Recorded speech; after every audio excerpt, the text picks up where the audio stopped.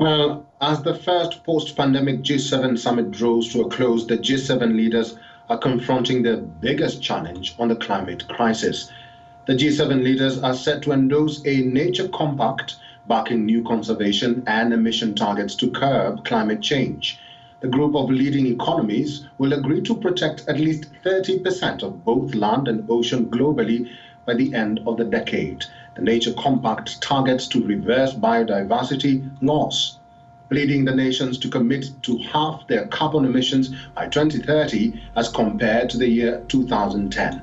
The pact includes mandating the use of only clean coal for power as soon as possible, phasing out petrol and diesel cars. It will end most of the government support for the fossil fuel sector overseas. Hailing the pact, British Prime Minister Boris Johnson has said that the G7 wanted to drive a global green industrial revolution to transform the way we live. Johnson's government is seen laying the groundwork for hosting the UN COP26 Environment Summit in Glasgow later in November. This as environmental organizations have noted a dismal track record of wealthy nations on honoring international climate finance commitments. The UN Global Compact has said that none of the leading G7 stock indices are aligned with the Paris climate goals. Of all leading G7 indexes, none are aligned with a 2-degree pathway, much less with a 1.5 trajectory that is so urgently needed. Instead, we have found that those stock markets are, on average, on a dangerous 2.95 degrees Celsius pathway. The ambition gap is clear. Across all equity indexes, more than 3/4 of companies are still missing in action in terms of setting the most ambitious emissions reduction targets, aligning with the much-needed 1.5 degrees Celsius to reach net zero by 2050.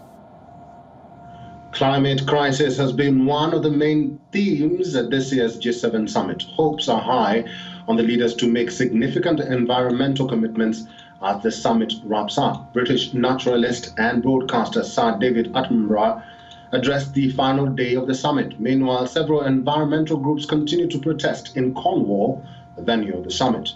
Here's that report. Scientists have made it clear that greenhouse gas emissions must be halved by 2030 if the world is to stay within the 1.5 degrees of global heating. The group of 7 leaders who are yet to formally adopt the pledges to curb carbon emissions have been blasted by environmental campaigners, highlighting the lack of climate change action from the world leaders.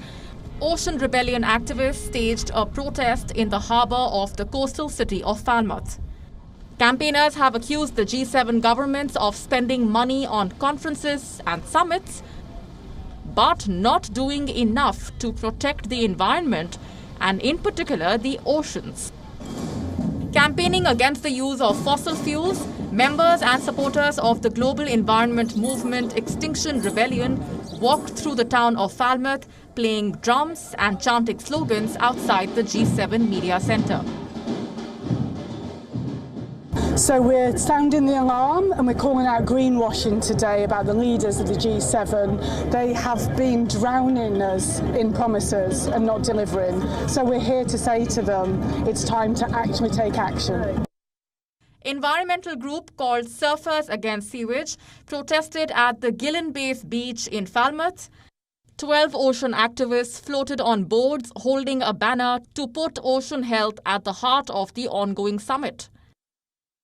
Activists from charity group Oxfam have called on the group of 7 industrialized nations to step up their actions to fight climate change. The protesters further brought out a message in a bottle to launch an SOS call for climate. At least 500 people joined the parade in St. Ives, playing drums and chanting, "Act now and sound the alarm."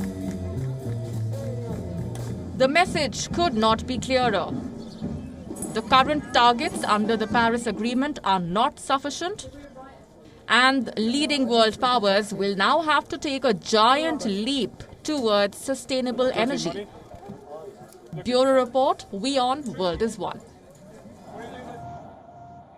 Now, for more on this story, WION's London Bureau Chief Mandy Clark is joining us live from London. Mandy, good to see you. The focus on the third and final day will be on tackling climate change. What are some of the big decisions that we may expect by the end of the summit?